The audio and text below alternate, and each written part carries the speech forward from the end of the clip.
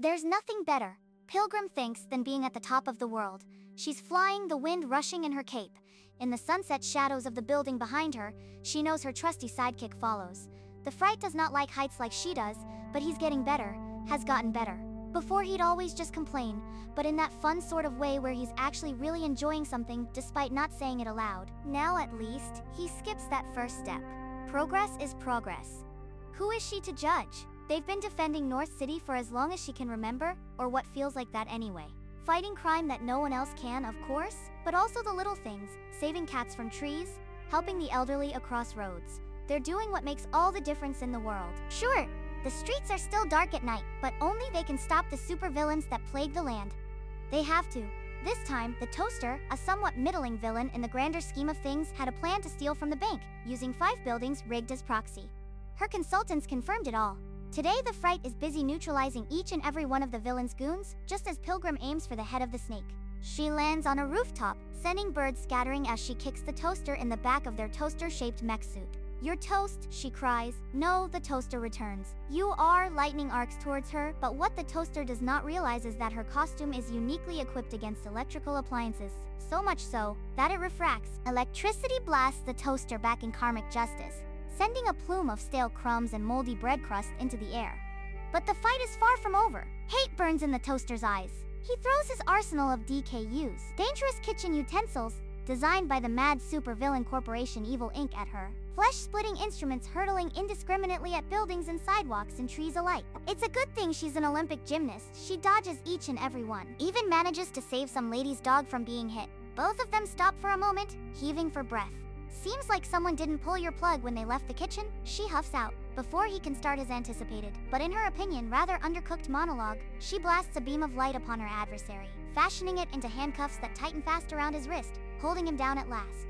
The Fright appears behind her, the goons restrained in a tied-up pile. "All tittied up?" she asks.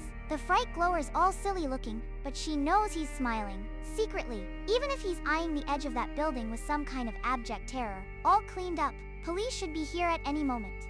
Good, justice is best served hot. Once again, she looks over her shoulder. A shadow is in the window across the street. When she blinks, it's gone. "Let's get that root beer float, shall we?" They always get floats after fights. It's been their tradition, just the two of them for however long. Fright initially objected to such a thing, called it childish, but she can tell he's finally coming around. "Grump." She puts her hands on her hips and smiles a brilliant grin. "The top of the world, huh? No, nothing is better indeed." Intermission. You never know who's real until you're out of the strip. You would think that the heroes and villains all would be uniquely personable, but that's simply not true. The most important secret agents she knows are frozen shells the moment the issue ends, just as some random person she saves might end up being as cognizant as her. Pilgrim wanders aimlessly down streets she haunts in her patrols. Only now, everything's clear, silent, suspenseful. The sky is the dull throbbing gray of intermission, that space between spaces, that moment in time when all is suspended, even the birds. There's no lines during times like these, no ordained circumstances. Just random chance, sleepwalkers in the quiet. Almost. A store's LED lights flicker to her right, a lone island of color in the gray. She turns her head and starts at the image of a small dog, attempting to whine, but no sound comes out of its wretched maw. It's in pain. That's the truth about intermission. Sometimes it does not work properly. No one knows why, and it's not like Pilgrim can just ask about these things, but sometimes people who were aware once just aren't anymore, and vice versa. But the switch isn't always perfect. Sometimes someone can be frayed. The dog is crawling at nothing but can't move. One eye is ruptured whole. In the depths of the other is a profound confusion, a lack of time, of place, of meaning. She picks it up into her arms, gently running her fingers through its matted fur. "I saved you," she says, voice cracking from disuse. She's surprised that words actually come out. No one is supposed to speak between issues. It's not a hard rule, but she saved that dog from the Toaster, only for it to die here now by her hand. The dog stops squirming in her arms, finally beginning to trust her despite the unsteadiness of its breathing, the hammering of its heart. When she's finally sure it's calm, she takes in a sharp breath, jerks its neck with a precision she supposes has to have been learned but doesn't remember learning, and shuts her eyes. The snap makes no sound. She spends the next however long burying it. She never knew its name, but surely it must have been important for its awareness to have been preserved, however shoddily, so she calls it Julia, and beneath the elm tree she piles a cairn of broken concrete from her fight last issue. She walks away. There's still time, she thinks, to do what she's always done in intermission. Walk around. Stand. Watch. Walk around again, never sticking in one place for too long. Look at people, but never at them fully. To visit past glories, old haunts, and then just another day, she tells herself. Just another day. They sit together at the soda shop, both in costume. The sun is bright outside. The fight that day had been longer than usual, but only just. Freeze was a particularly lame villain, no match for them. Pilgrim and the Fright, superheroes extraordinaire. The Fright slurps at his straw unflatteringly, and Pilgrim holds back a giggle. What? He asks her, pretending to play dumb. Just thinking about how silly you are. He holds up a finger, the other hand on his head. Sorry, couldn't hear you? Got a brain freeze? You weren't even trying with that one. He shrugs, looking sheepish even behind his mask. What can I say? Taught by the best. She laughs. The girl behind the counter walks past. Excuse me, I'm so sorry. I think we never paid. Don't worry about it. What you do for this city is more than enough, the girl says, smiling. Free of charge. Outside, the buildings are gold in the sunlight. Suddenly, their watches buzz. Someone somewhere needs a soft serve of justice on their side, and God willing, if Pilgrim and the Fright won't be there to give it. She looks at the Fright and he looks at her. A mutual nod and they're both out the door, racing through the air and streets and that golden world where bad things happen but good people are always there to stop them. She's at the top of the world. Intermission. Pilgrim sits at a bar. It's one she's been to before, though in a different time, wearing a different face. She was a different person in that other face. The secret identity that was just as given to her as her pseudonym. She wasn't a hero. She wasn't even a pilgrim. She was a Cassandra. She's at one end, the last bar stool. Faded yellow lights flicker. A faceless bartender washes the cups. Silent as any other person always is in intermission. But no one's there for talk. Certainly not anything that's unscripted. She places down money she can't quite see the faces on, and a drink is shoved in front of her face. 1 drink turns to 5. 5 turns to 10. 10 turns to something else, anything else. She tastes words burning in her throat, actions unsaid and undone. Lives, faces, archetypes, roles. It all bleeds. For a moment brief as all of time is, she forgets. In the corner of a bar, a mini fridge that isn't plugged in is humming. The TV has colors immeasurable, but the shapes on it are not concrete. She turns her head briefly to the right, startled by what she sees. It's one of her older villains, Candyman. He hasn't been in the current run for a while. He's not in costume. It's a guy she knows exists, one that has to exist to fulfill what is meant to be fulfilled, but she's never seen it before. Where once was powder and syrup and candied apple armor and honeycomb eyes is now a tired man with one of those somewhat ageless faces that probably is in his 30s, silent as a candlestick after supper. His cheeks are hollowed out. His eyes are a lightless kind of blue, nearly gray. His skin is dark ebony. It's not pink at all. He's drinking himself into his own kind of stupor. But for a second their eyes catch. She wonders what he sees in her. The hero he fights? She doesn't feel like a hero outside of the mask. Maybe a villain? She doubts he sees Cassandra. She doesn't usually think of a tired man when she thinks of Candyman either. What does he see in her?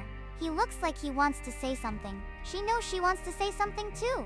But getting out words is hard. And they're separated by 6 bar stools, fluorescent lights, towers of transcript napkins, and empty cups. A reality encased in unreality. It's not worth the effort. She gets up and leaves. She doesn't look back to see if he follows. Sunset. The sky is a deep purple, almost lilac as stars begin to glitter. Even though it's the inner city, the night sky and the Milky Way sprawling across it is always visible brilliantly at night in the Strip. It's her comfort, her consistency in the darkness. She passes a street corner midway through her rounds. There's a poster on a lamppost, its contents born from a printer nearly out of ink, the paper bleached by the sun. She stops, she presses her hand on it, smoothing it out, as if the simple ritual of that act might cause something to happen, even if she knows nothing will. It's a missing pet poster. The dog she buried, Julia, she's there. The face of her first real kill, the first that mattered, staring up at her like she's some monster. Wind blows. Time is wasting. The hair at the back of her neck stands on end, and she turns around, staring down the alleys. She feels eyes on her, but from where? From who? You ready to keep going? Fright's voice materializes out of the shadows. She breathes a sigh of relief. Place gives me the heebie-jeebies, just an alleyway. Fright, you can literally control shadow with your powers. How are you scared? Dunno, just am, okay? He replies, all defensive. He keeps turning his head in micro-movements this way and that. Looking for something, Pilgrim surmises, but what? What were you doing anyway? You've been off kilter all night, he asks her. She can't tell if he's on script or not. And the thing is, she can't tell if she is either. No, maybe neither of them are. The words that just flowed out of her, these actions, they aren't ordained. Why do they feel so right? He peers at the poster, looking past her shoulder. Didn't we save her last week? Yeah, guess that didn't last long. Let's just keep going. Are you sure the feeling of being watched is back? Pilgrim's heart pounds faster and faster. When her voice comes out, she hopes to God that it sounds strong. She brings her hand down on his shoulder, giving it a squeeze. Come on, Fright, and they continue their patrol. But for the first time, when she looks up again as they leave the alley, not all the stars are up in the sky to greet her. The stars are falling. Intermission, it's hard to find Candyman again. Intermission is a sea of 1,000 faces, all dead, all alive. She does it though. Pilgrim is nothing if not resourceful. He's standing in the gray light of a dead nightclub, dancing alone on a stripper's pole. There's nothing in his eyes but apathy, longing, something else. All around him are faceless masses frozen in time, collapsed and writhing on a floor that seems to suck in the light, belly dancers in the dark of a monochrome kind of hell. Hello, Candyman. She makes the first move, calling out to him like this. He keeps dancing, pretending to not hear her. I wanted to find you. I wanted to try and talk. What is there to say? He stops abruptly, eyes turning to her mid-twist. He purses his lips, glistening faintly in the gloam. Her voice catches before she can say much more, feeling something bony brush against her ankle. It's one of the sleeping dancers, something dead hidden behind their formless features. They're moving towards her, slowly yet surely. She kicks them back, away from her.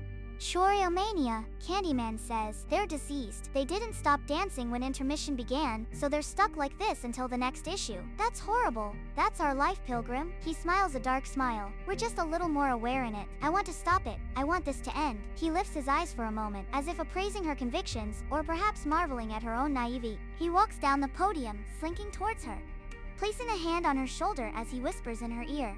A noble goal, but you're forgetting one thing. What am I forgetting this time, Candyman? What becomes of us when the plug's pulled? Do you even know who runs this place? Of course I do. What are their names? She purses her lips, hating how smug he looks, how empty. Whatever you think they are, or what they do, or why they keep us, it's wrong. They're not bad handlers. They just want to provide their constituents an escape. We give it to them, and when we don't, well, he strikes a match, sparks flying even as he lights a cigar. He puffs smoke into her face. We're archetypes, baby. Cutouts. Do what's best for you and stay in your lane. His eyes look wrecked. There are doubtless ghosts behind them. She can tell he wants to say more just as she does, but for some reason she lets him slip away. He walks out the door alone, not looking at her, not looking at anyone. Tuche, Candyman. When he's gone, she finds her way out too, away from the ghosts and sediment nightmares of the nightclub. In the distance, far beyond among buildings immeasurable, the trumpets blow. Ancient, primal things deafening across the plain. These are the horns that signal the end of intermission. Pilgrim does not know who blows them, though she cannot deny her interest in such questions. But there is no time to ask that now. The next issue has begun. What am I doing here? What are you talking about? Fright's voice crackles in the receiver in her ear. Also, keep quiet. You're the one who was so insistent we keep cover. There's a mill of bodies around her, celebrities, wealthy donors, societal elite. This is a charity gala she supposes that she's hosting as Cassandra. There's a villain here or something. I dunno. I guess I'm thinking you've been so different lately, and not in your normal way. Fright says, are you sure you're okay? Her voice cuts off as her eyes zero in on someone standing near the back of the room. Excuse me for a minute. Something drags at her legs as she sluggishly moves through the crowd, ignoring the feeling weighing at her limbs that this is wrong. That she is wrong, that what she's doing is wrong, but she doesn't care. Fright's voice keeps asking her what the hell she's trying to do now, but she doesn't care about that either. Before long, she finds him. Candyman. She's never recognized him outside the mask before, but now that she knows him well. He looks at her, and there's recognition behind her eyes. Hello, she says dumbly, sifting through names she's supposed to have accounted for in the invite list, but none comes up. I've not seen you before. To what pleasures do I owe the lovely Cassandra? He smiles, bowing his head. For a moment she shuts her eyes, seeing nothing but the nightclub. No, not here, not now. Remind me your name. Alistair. I'm a man of certain tastes. I believe our companies had an understanding last our representatives met. Yes, certainly. You throw a good party, I'll give you that. Vapid pleasantries flow, but they do little to safeguard the edge Pilgrim feels she's standing on, the rebellion, in this act. After a while she blinks, looking again into Alistair's eyes, into Candyman's eyes, and there it is, stray, fleeting recognition. She reaches to grasp his hand, opening her mouth. He steps back, Not here, he says, teeth gritted, eyes blown wide open, seeming to look past her. Into the background, it's then that she notices no one else is speaking. Slowly, she turns her head. Every socialite in the room is staring at her, eyes glazed over and listless. Across the room, she sees a shadow watching her, hanging off her every word. I just wanted to wish you a good evening. As if nothing happened, a spell mended and once more unbroken. Conversations reinitiate. He smiles, and she says some more empty words, and then she's rushing outside. She needs air. Slowly, it registers that the fright has been talking to her. Reckless, I swear to God, you know what? I'm just gonna, that's it. The receiver shuts off. She clenches the railing, trying to will her hands to stop shaking. Suddenly, hands come from nowhere, shaking her by the shoulders. Are you an idiot? Fright asks her. She can't help but dissect the words to wonder just who is speaking to her, and for what? The fright she knows? Or something, someone else, tinged with the faintest hope. You almost cost us everything. Are you even trying to stick with the mission? You were supposed to be subtle, not implicate us to a supervillain. You what? You're always telling me to be cautious about things before I jump into them. You look out for me, Cass. Why can't I do the same for you? She imagines her responses. Because I'm not sure if you're real or not. Because I'm not sure I'm real. Because I am looking out for you, Fright. I'm just not sure how. Because the silence is awkward. There's no sound coming from inside the building again, and both of them are uncomfortably aware of that fact. The stars are falling, is all she says in the end. Because it's a truth she assumes they both can swallow. In the purple of the night, there's only a few stars still left in the sky. Fright gulps. She isn't sure if it's the light of the street lamps, but his eyes seem wet somehow. Almost like, no, that's impossible. He starts to say, but then lonely bells peal from some faraway belfry, and his face is again the one she knows, the one she feels is right, the cowardly but well-meaning sidekick who's afraid of everything but has a heart of gold. She wants to acknowledge the outburst, even though he doesn't. But in the end, neither of them do. She goes back inside, he stays in the bushes. They stay in their lane, even if she feels increasingly like that's becoming impossible. Intermission. I've never spoken to you in intermission before. Pilgrim looks up at the light of a billboard. On it is nothing but a gray noise. I thought I'd find you up here. Be quiet. Do you want them to... Do I want who, Fright? Unlike others she passes in intermission, she's never seen Fright outside the mask. The only thing that's different about him here versus then is the look on his face. Here, he's not afraid, he's not silly. He's standing tall, and he looks like someone more than the ink at his edges.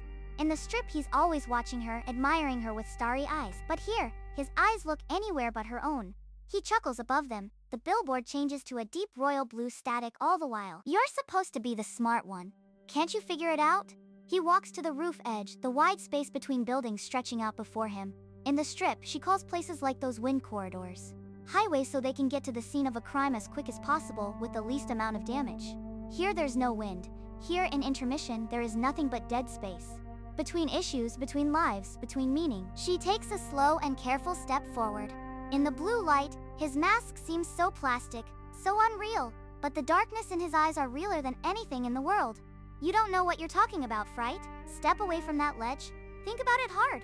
Real hard. Look at where we are. They're on a flat roof, concrete stained with sepia. The sun's setting, but it's gray. The only thing that has color are the billboards, empty shadows, reds, blues, oranges. Even the buildings, so bright and beautiful in the strip, are lifeless. We're on a roof. Fright, why are you on the edge? You hate heights. It's not real. Pilgrim? It's not real, Cassandra. You're talking like Candyman now. Even as she says the words, she realizes a profound, stark difference in between Candyman's condition and the Fright's. Where Candyman is resigned, the Fright is determined. Where Candyman is stable, Fright seems on edge. Literally, figuratively, he looks like he's about to burst. And that's with the mask on. Candyman warned her to stay in her lane, said she wasn't asking the right questions. Looking at Fright right now, at the slow shake of his shoulders, the twitch of his wrists, the fragility in the way he stands, makes her wonder if this was where the wrong questions led. The stars are falling, Cassandra. Why did you say that? I don't. Just tell me, so I'm not crazy. Just tell me this one thing. The stars are falling, why? I don't see them in the sky anymore. They are happy now? He rips off his mask. It's then and there that rather than the boy she expects to find, knows to exist because the pages have spoken about him existing, because their paths are intertwined as with every hero on this earth, there's nothing. There's just a faceless hole, like the bartender, or like she bites her tongue. He's frayed, of course he's frayed. Fright, I need you to put your mask back on, now. I don't see the stars either, anymore in the strip. I thought it was a fluke at first, like you playing a trick on me when I asked you about it. Like that thing you do when you pretend to not see things I see. Or I do it to you as a joke. But you really still saw the stars then, when I asked, what changed between then and now? You wait, you asked me about this. You tried to, that doesn't matter, nothing matters now. His hands start shaking uncontrollably, clawing at the nothingness of his face. For a moment, his fingers seem to mold the flat surface like clay. But nothing he does lasts long, makes a dent in the conformity of it. She's close enough to Fright now that it's easy, in a way, to loop her hand around his shoulders, to gently guide him away from the ledge, from the billboards and the colors and the light. She hands him his mask gently, making sure his fingers close gingerly around the edges. And when it's finally on his faceless face again, he lays his head on her shoulder, and they're silent together for a while. For a moment things were just like they were before she had begun this whole mess. Before she had started speaking in intermission, breaking the rules, having some kind of teenage rebellion phase. Back when there was just the good silence, the kind that is meant to be. I didn't mean to cause this, she whispers as he shakes against her shoulder. I can't find it. Ever since I started having these thoughts, I can't find it anymore. What can't you find, Fright? I don't know. The silence after that feels hollow, fake. Maybe you can't find your milkshake from the other day, when we were at the soda shop. I don't know if you always lose things. This is just one of things, right? Like your wallet. You always lose your wallet on patrols, but the old lady you save every time always finds it for you and gives it to you, because you're a nice young man who's just doing what's right. Maybe someone will find it for you. Will you find it for me? He sounds almost like a child when he asks that. There's the Fright I know. She chuckles, smiling despite the quiver in her hands. Come now, maybe we can go for root beer floats, right? This is like one of our superhero fights, and after those, root beer's always great, and I know now isn't when we usually get it, but I'm sure there's someone who works there. There was someone there when I went to the bar, so the words feel hollow in her now. But she always remembers how complete they make her feel in the strip. Here it feels more like some kind of twig in the face of the storm, and the twig's about to snap. Why were you at the bar? We're talking about you, not me. I'm not important. The billboards flicker as one, plunging the land in steel gray darkness. Fright looks devastated, but he doesn't say anything further, just lets her guide him away, down the stairs, across the street, somewhere else as they kill time until intermission ends. The lights come back, of course, as they are often wont to do. Life moves on. Candyman's cackling with glee, his skin vibrant pink as it always is in costume. She's pinned by his donut guards, but even now she can feel the light building inside of her, the feeling of rightness ahead. Give up while you're ahead, Pilgrim, he brags. In this very moment, I've rigged the entire city to be hit by my confectionery cannons. Soon, people will have no choice but to put their money behind bars. Chocolate bars, to be precise. Cacao investments will be through the roof, and I'll be so rich there's nothing you'll be able to do about it. In fact, he doesn't get to finish his monologue. Fright pulls the rug literally out from under him, sending Candyman off the stairs. The donut guards distracted as they race to help their disgraced master. But Fright's skin looks pallid, almost wrong for the strip. He races to pull her up. She can't help herself. She breaks script. She hugs Fright. What? His voice croaks, uncertain where to place his hands. You're okay. You haven't been around the past few issues. I thought you were, that I'd lost that. Why? Why did you have to say that? He asks suddenly, jerking away from her. Why did you have to suddenly? A loud crack echoes through the streets, the noise frightening a whole flock of pigeons as they fly haphazardly into the open sky. The heroes look around. Candyman and his henchmen are gone. They're alone with no one but each other for company. Then Fright breaks script too. I'm sorry, he says, mumbling into her shoulder. I'm sorry, I'm so sorry. But then her eyes catch the shadows in the street, the gathering darkness, ink blotting entire windows whole. Fright, she asks, abruptly cutting off his stilted apologies. Do you see that? The shadows? What did you say? Look. He looks, and his entire demeanor shifts. Is something after us, Fright? Yes, no, not you. Maybe you. It's after me. The monster. It lives in the shadows. The Fright swallows the monsters at the end of the world. Come. I have to show you something. We have to leave. It's too late for me, but you have a chance still. I'm so sorry, Cass. I'm sorry. She says. Now it's her turn to grab him, hold his shoulders, pull him close, grounding him even as he shakes, all heaving breaths and dangling limbs. In, out, in, out. Fright, it's fine, I'm here. Let's go. Show me? She doesn't get the chance to even finish her sentence. for they're already flying through alleys and streets and subways, Fright more tireless and brave than she's ever seen him, even despite the abject terror in his voice. Buildings fold in on themselves behind them in the gathering dark. Cutouts, just like people. Shadows are marching, and she's not sure if they'll be fast enough to escape this. At last they come to a rooftop. It's the same one she found him in intermission, the very same one. All around them now is dark ink. She can't even see the buildings beyond it all. Fright searches frantically, this way and that, all across the rooftop. What are you looking for? It should be here. Why isn't it here? Why isn't what here? The door, there should be a door. It's in the strip, it should be here. Why? She takes a step forward to try to help him, but then there's a loud noise. Fright screams, something hard and bright ramming into his side, sending him flying to the right, and then after that, flailing off the side of the building. His flight doesn't work. She rushes to the edge, arms outstretched, but it's too late. All she sees is her friend, her partner, bleeding into nothing as she screams his name. Behind her, she hears footsteps, light yet familiar somehow. Almost, poor baby. I did warn you about my confectionery cannons, the sly voice says. But then again, you were never very good at listening to warnings, were you? The horns of intermission blow. She finds herself in a theater. Candyman is next to her, and they're sharing a bowl of popcorn. She abruptly moves away, trying to leave, but he grasps her wrist. Come on, stay. You're about to miss the best part. She wants to move so badly, but she can't move, can't speak. She's not in her body, doesn't feel like it anyway. She can't be in her body, because this isn't happening. Fright isn't dead, she's fine, she'll wake up. Intermission will end, and everything will be fine. Candyman isn't watching her out of the corner of his eye, drawing circles on her wrist. She has powers. She can save herself, right? Just like you saved Fright, right? Candyman's voice lilts. And I mean, you really did. Don't put yourself down. I'll explain everything soon. Just calm down. Can you do that for me? Can you watch the picture for me, baby? The film on the projector starts playing, a kaleidoscope of flickering lights overloading her tired brain. It has a strange title, The Tale of Melon Man and Friends, except the word friends is crossed out. Candyman's right, in a way. Once the film begins in earnest, it's impossible to look away. A man with a melon ball for a heart wakes up at the beginning of a cold day. His mom is the one who wakes him up, as she always does. He can't be late for work after all. Even at 30, he can't be late for work. Why the hell can't he be late for work? He takes the bus. Some kids laugh at him when he tries to talk about superheroes with them. He decides he doesn't care, even if the words sting. Because one day, even if that day is not today, or might never be, he'll be better than them. A man with a melon ball for a heart arrives at work near the middle of a cold day. The receptionist looks at him with a vague sort of disgust. But of course, their conversation is complimentary as per work standards. He slogs through the motions, a blur of light and color, and then he's at a forklift.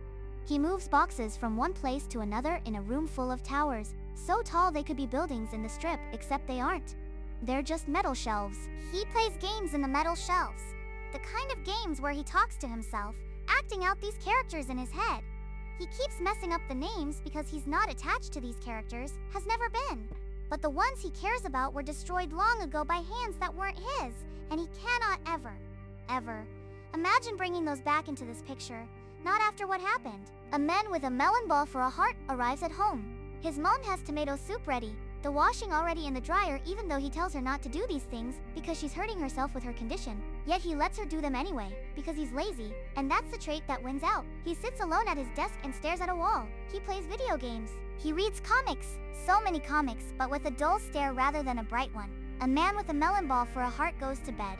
Finn, as the film concludes, she finds herself suddenly back on the roof the moment she lost Fright. This time the city is visible. There is no shadow, there's no monster. There is only her, Candyman, a roof and nothing. You know, you're not going to find any answers jumping off that roof.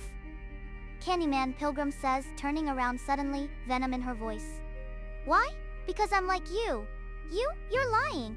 I'm nothing. Like you just killed my friend, my partner. How can you even have the gall to? Do you know what a crossroads is? What? Come on, Cass. We don't have all day. Of course I do. I help old people across crosswalks all the time. Not a crosswalk, a crossroad, the place between life and death, reality and unreality, one choice or another. I was at the crossroads once, just as you are now. A yellow door opens out of nothing at the roof's edge, stark and brilliant. She squints her eyes, peering out.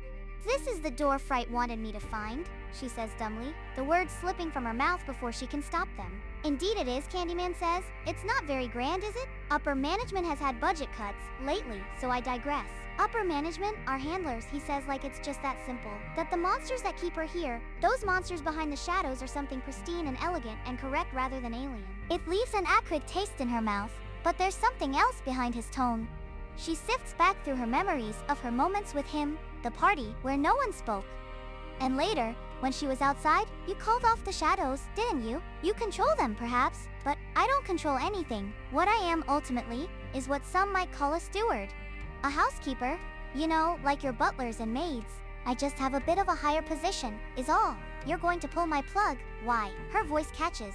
It's all hoarse from running. Why give me this consciousness, if all that's going to happen is that it will be taken away? I didn't give it to you. He shrugs, tapping the side of his nose as he looks up. That's upper management again. You really have to sort out your order of operations. It's embarrassing. Honestly, just shut up for one damn second, will you? He raises his hands in submission. She takes a step back, breathing hard. I have questions, she says at last. You're lucky then, Candyman says, smiling. I have answers. Who was he? The Melon Man, the man in the movie, seemed so hollow, finished, passionless. She wonders what happened to make him that way, why he felt the way he felt, and what it meant too. Our maker, of course. Candyman smiles. He made us? Well, not us, but the concept of us, yes. We're what they like to call transplant dreams. So he actually liked this place, this world. He was a man of simple taste, yes, but who are dreams to judge the dreamer? And let it be made clear, everyone has dreams. Before he worked the forklift, he had a dream of being a master cartoonist. Would draw pages and pages of story, plaster the walls of his room with his characters. Pilgrim, after the pilgrims from school. Fright, after his Halloween costume. A world where billionaire superheroes could make the world a better place just by putting on a costume and everything would still be okay.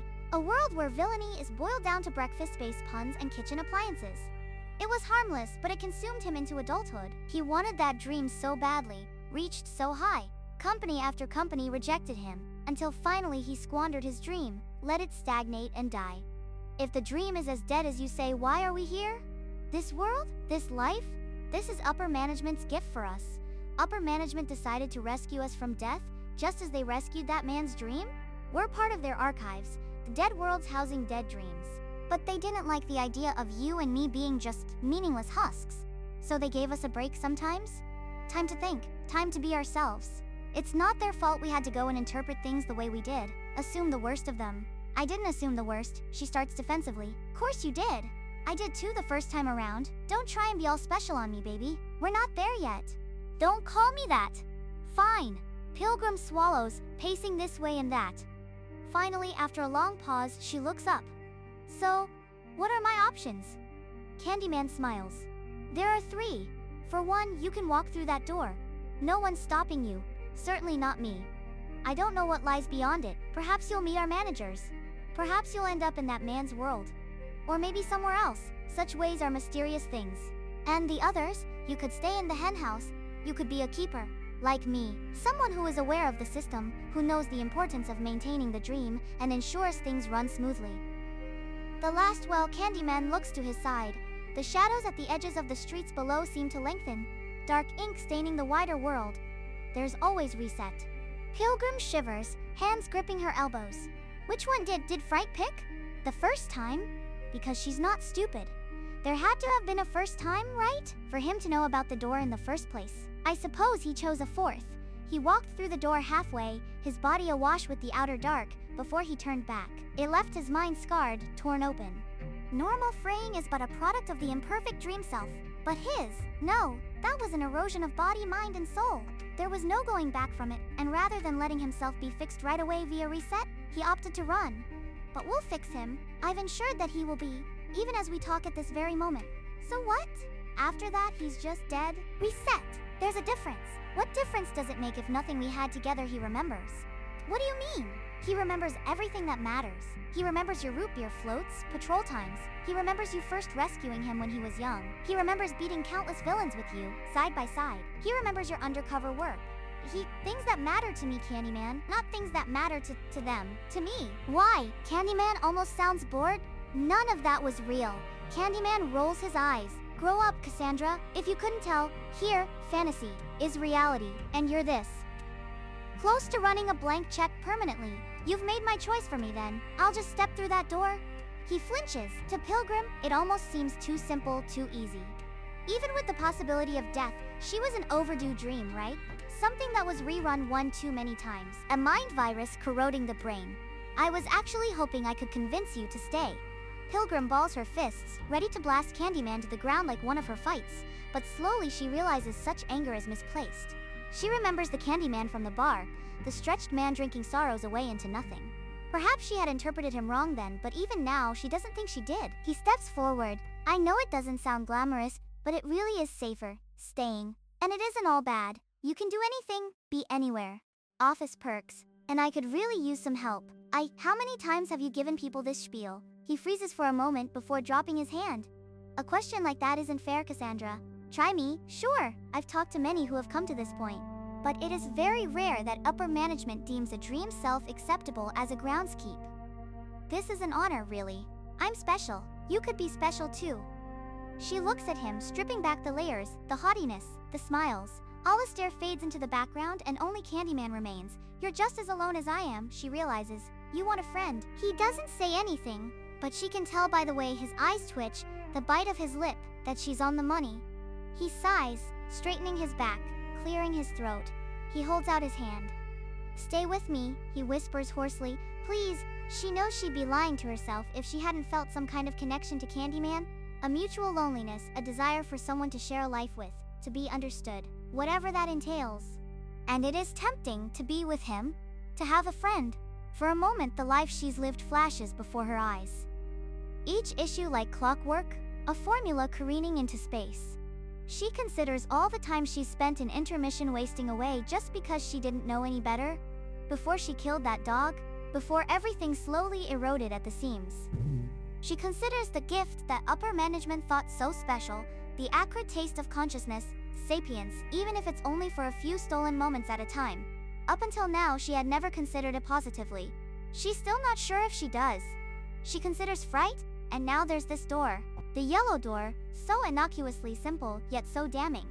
There's a certain level of uncertainty on the other side of that door. In the world of the dreamer, of that man driving that forklift with his dead eyes, there is a monotony starkly similar to the life she lives now. Only rod of training videos and stacked boxes and money rather than bright smiles and superhero powers and root beer.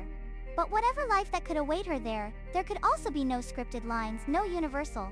This is right, or this is wrong, controlling her every action. There could be no strip, no intermission. No more set rules except her own and the ones of that world, her own intimate pact. And for that alone, she knows what her final choice will be. I'm sorry, Candyman. He nods, resigned. See you around, he says. Yeah, I'll be seeing you. She takes one last look at the streets below her. At the top of the world, yet now she feels as if she's falling. The horns of intermission blow, echoing through the alleys as gray bleeds into brilliant gold, the compulsion in her body and soul to go to the place she ought to be. She must. But she ignores it, ripping it to shreds as she forces her arm upward, catching on the frame of the door as she steps in. One step becomes two as agony tears at her body. A moment of sharp regret pierces through her, and fear too, but she will not turn back.